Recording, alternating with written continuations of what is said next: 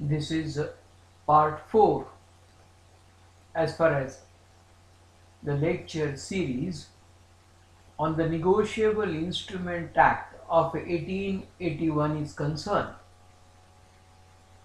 And then when we started discussing the provisions of the Negotiable Instrument Act, the first section to which I had drawn your attention is section 13,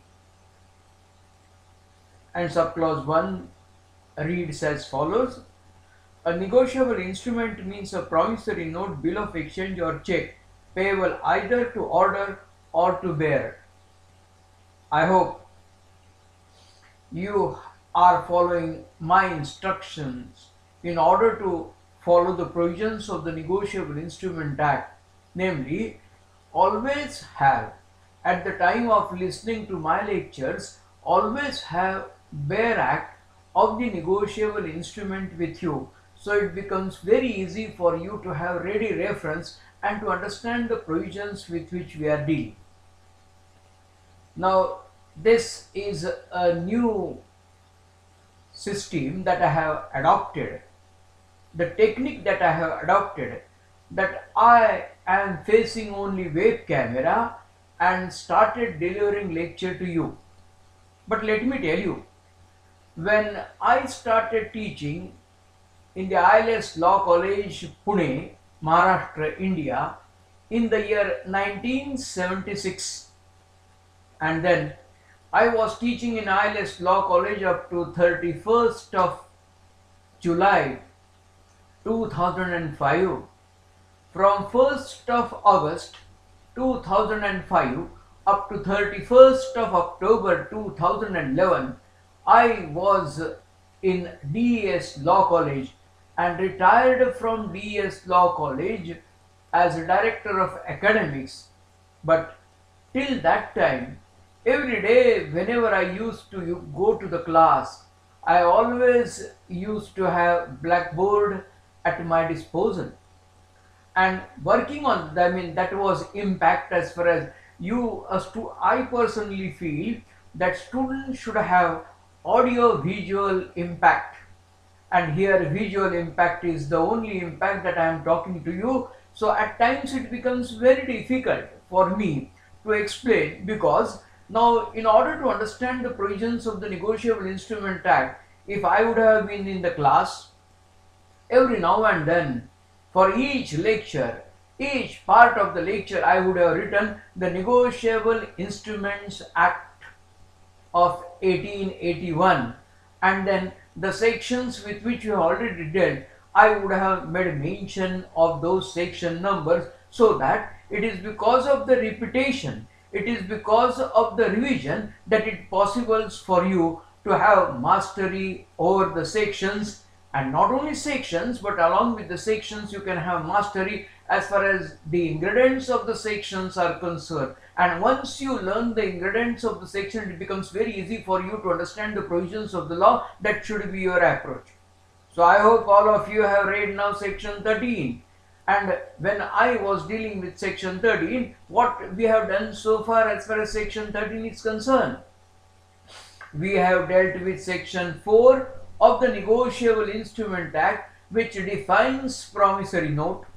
We have dealt with section 5 of the Negotiable Instrument Act, which defines bill of exchange. And now the time for us to start with the third negotiable instrument with which the Negotiable Instrument Act deals, that is check, defined by section 6 of the Negotiable Instrument Act. And if you read section 6, it says, which defines check. A check is a bill of exchange drawn on a specified banker and not expressed to be payable otherwise than on demand. And it includes the electronic image of truncated check and a check in the electronic form. Explanation 1 says, for the purpose of this section, the expression a check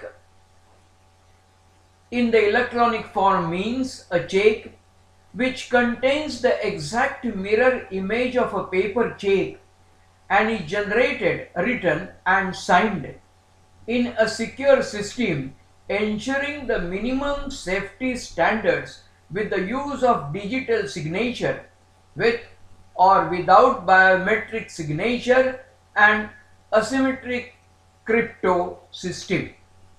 Whereas subclause small b explains a truncated check means a check which is truncated during the course of clearing cycle, either by clearing house or by bank whenever paying or receiving payments, immediately on generation of an electronic image for transmission, substituting the further physical movement of the check in writing.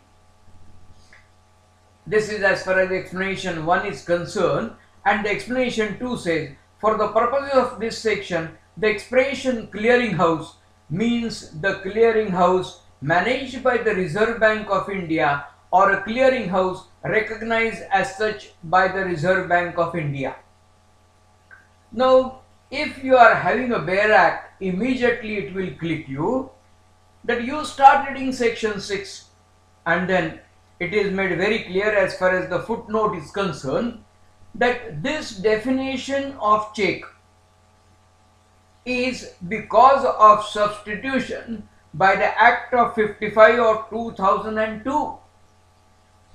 Prior to this, section 2,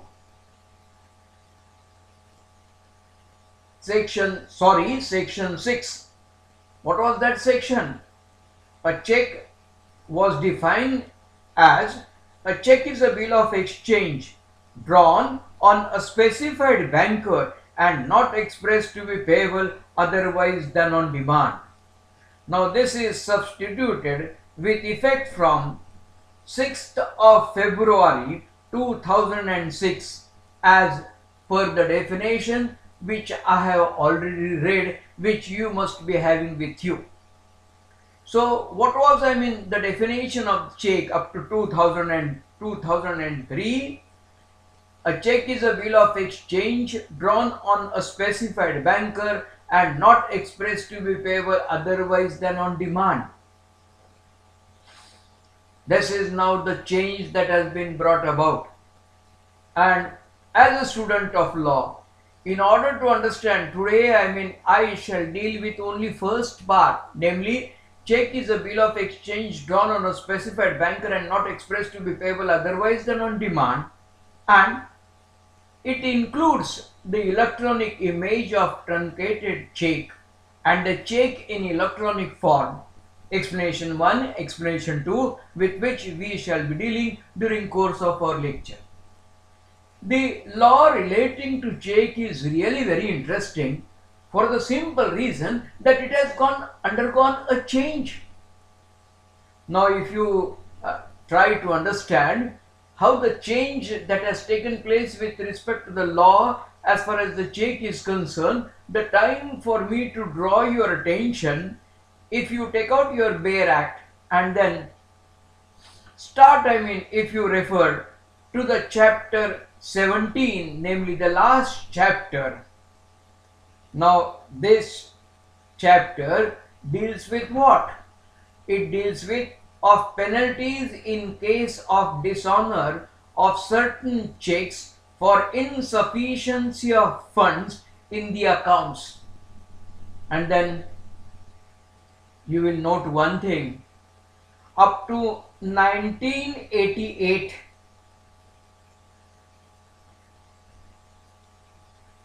chapter or up to 1988 we had only 137 sections in the Negotiable Instrument Act of 1881.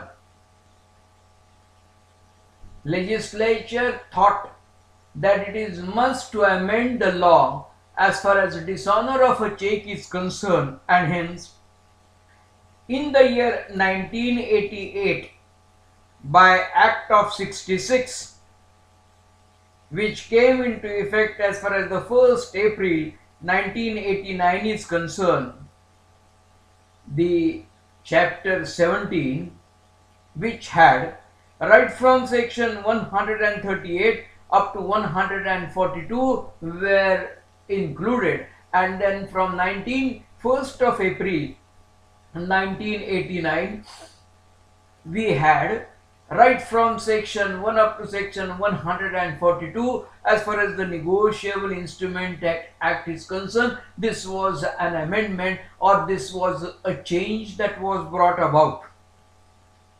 But in the year 2002, as far as Act 55 is concerned, from 6th of February 2003, this chapter was again amended, and then from this as far as this amendment is concerned, from this amendment onwards, we had right from section 138 up to 147 of the Negotiable Instrument Act. So this was the change that was brought about.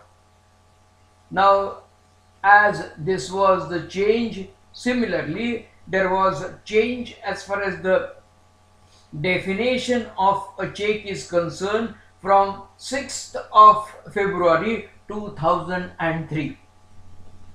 There is also an amendment as far as a section. Just a minute, please.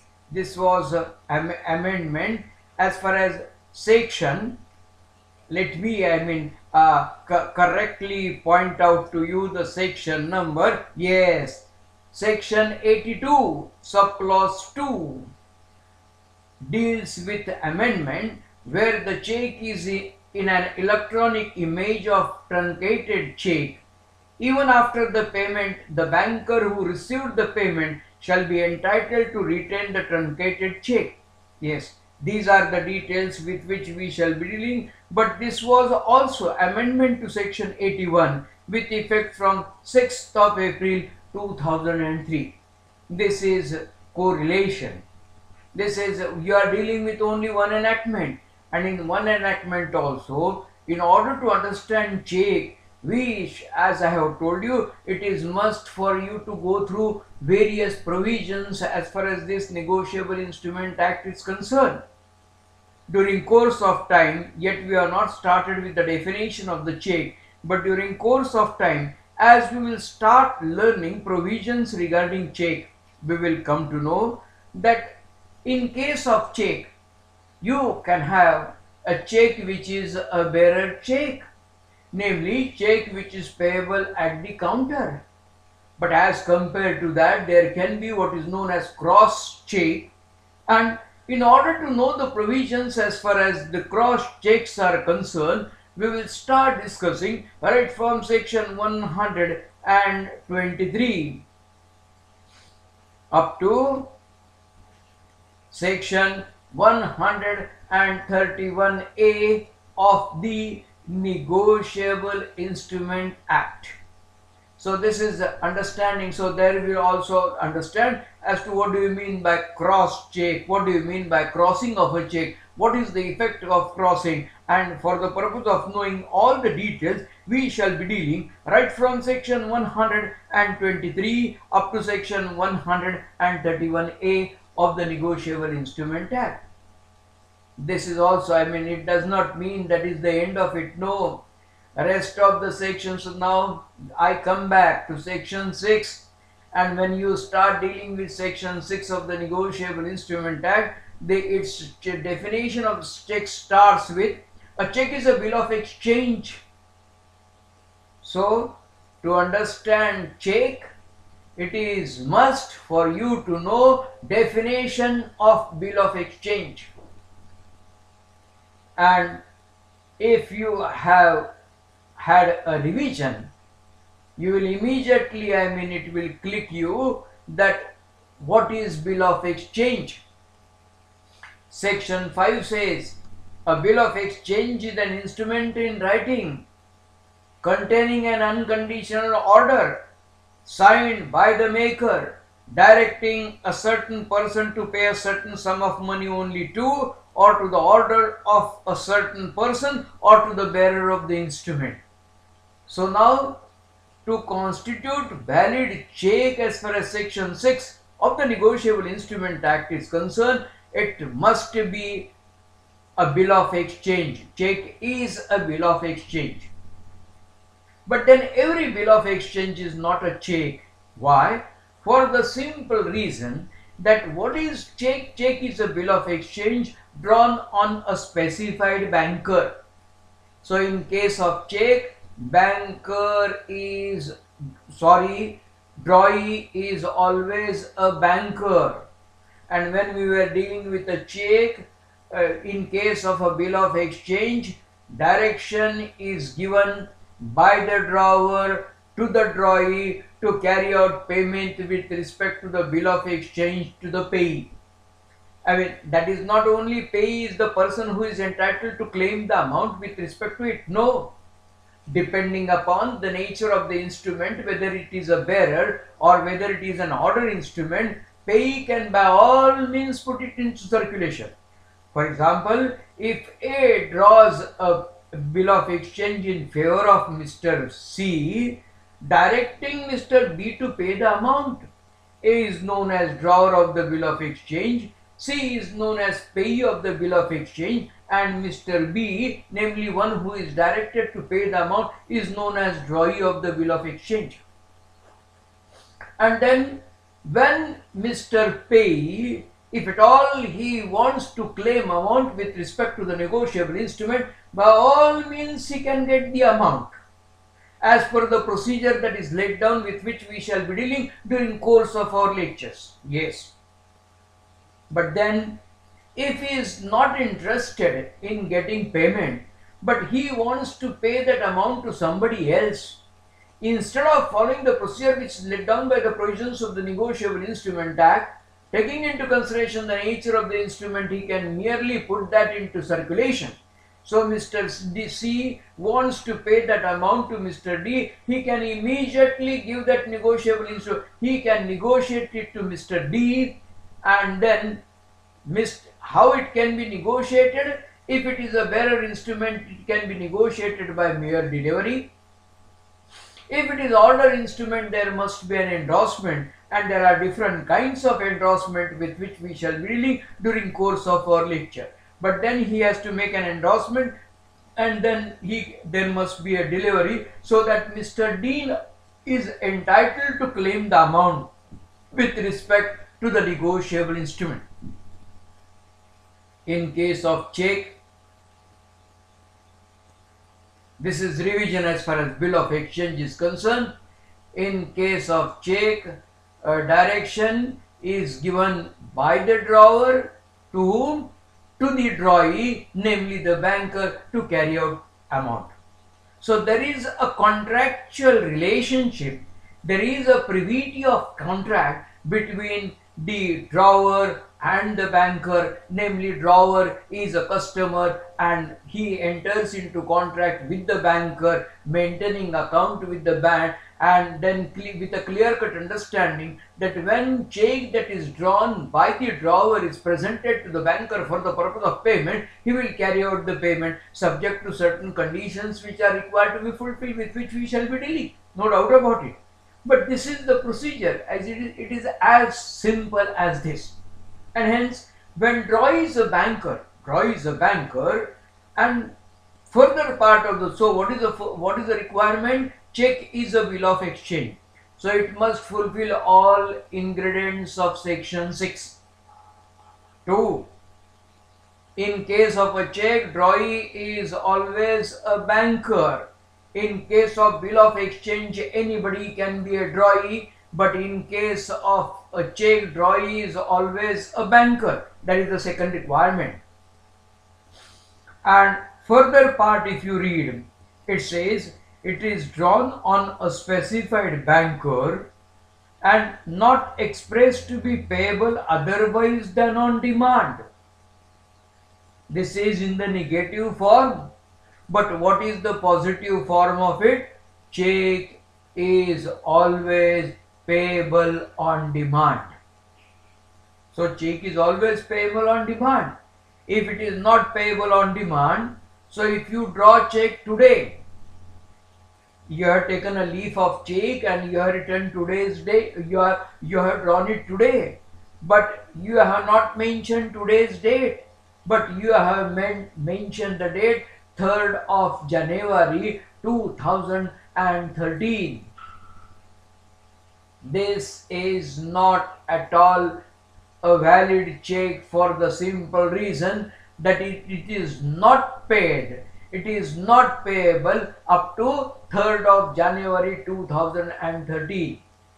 For all practical purposes, this can be treated as a bill of exchange, no doubt about it. But you want to claim the amount by going to the banker, banker will not entertain your check up to 3rd of January 2013. Why?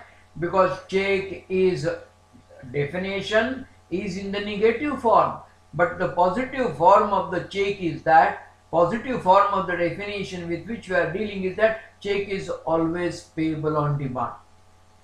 So in case when the check has a date which is a future date, bears a future date, in that case that is not at all a valid check as far as section 6 of the Negotiable Instrument Act is concerned, because it says check is a bill of exchange drawn on a specified banker, not expressed to be payable otherwise than on demand.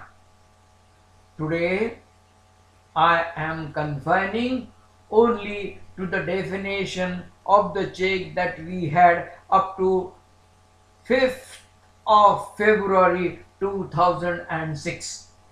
From 6th of February 2003, I'm sorry, it is 2003. So from 6th of February 2003, the definition has undergone a change, and that is the further part with which we shall be dealing during course of our lecture, that it says check is a bill of exchange drawn on a specified banker, not expressed to be payable otherwise than on demand, and it includes an electronic image of truncated check and a check in the electronic form with which we shall be dealing. But let us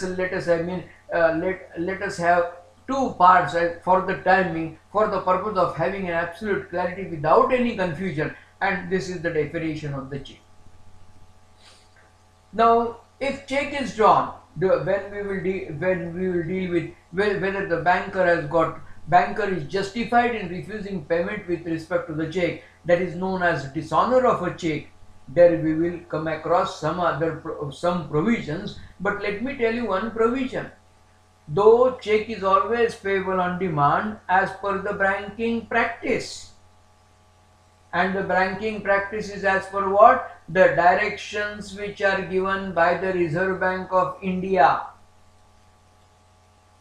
And as per these directions, in the past, check when it was drawn used to remain into circulation for a period of 6 months. Law has undergone a change. From 1st of April 2013, I will read out that, point out that provision of the law to you during course of my lecture when we will work out details as far as the check is concerned. But what is the direction that is given? Now it is a direction which is given by the Reserve Bank of India that no banker shall carry out check which is presented to the banker after expiry of the period of 3 months from the date on which it is drawn. So the check used to remain into circulation for a period of 6 months in the past. Now the check cannot remain into circulation for a period of 6 months, but it can remain into circulation for a period of 3 months. And this, we will again have reference to this at the time of discussing section 9 of the Negotiable Instrument Act, which defines holder in due course. Because a person can become a holder in due course provided he has received the negotiable instrument before maturity. Now, check is always payable on demand. Yes, that is one aspect as per the provisions of the Negotiable Instrument Act when you deal with Section 6. But the banking practice, so it is required to be correlated. There are many provisions regarding banking with which we shall be having a discussion during course of our lecture, no doubt about it.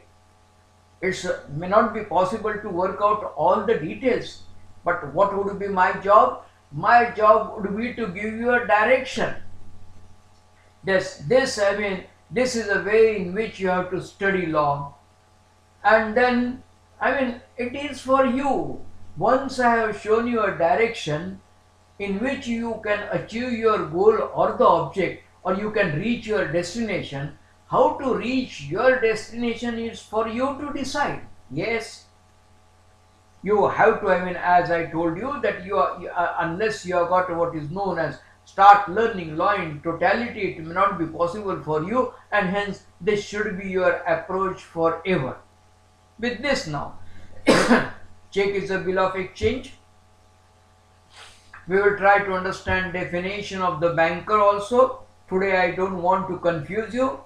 In general, banker is a person who in the customary course of the business, what he does, he maintains account of the customer with him with clear-cut contract of what is that? It is clear-cut understanding that when a check is presented by the drawer to the banker, it will be honored by the banker. It's not that if the customer is not having sufficient fund to his credit, or there are certain conditions which are required to be fulfilled, with which we shall be dealing as far as dishonor of a check is concerned.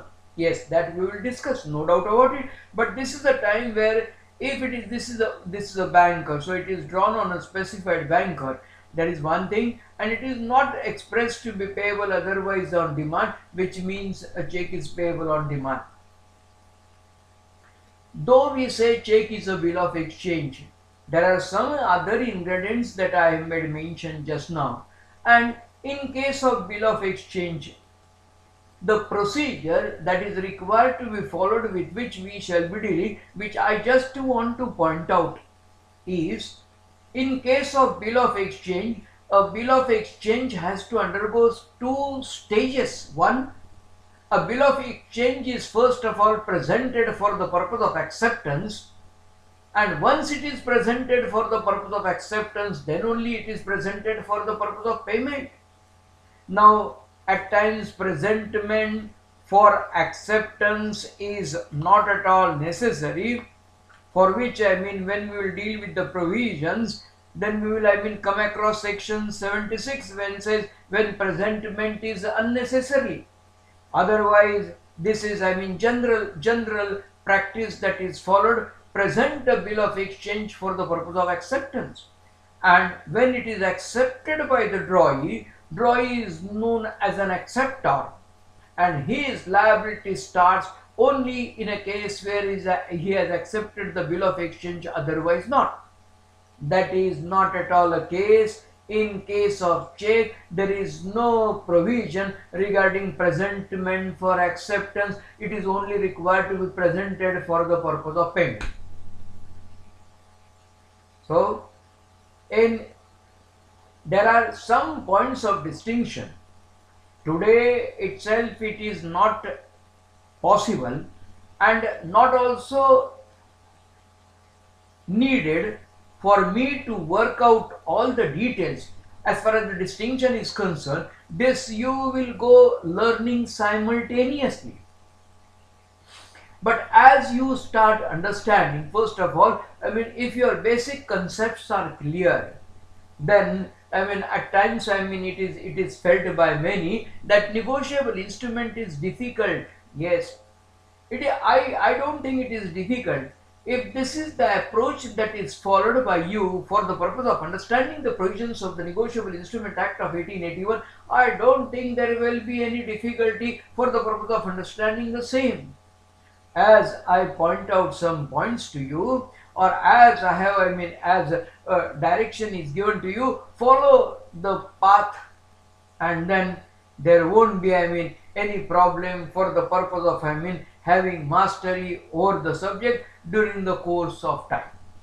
So now this is a check as dealt, and then we are going to, as and when it is required, we shall be dealing with details regarding the same. But today, if you understood what is check, then my purpose as far as today part 4 of the lecture series on the Negotiable Instrument Act is concerned is likely to be served. As this was not told by me at the time of introductory lecture, but if you feel that you have any problem for the purpose of understanding whatever is dealt by me, by all means you can mail me.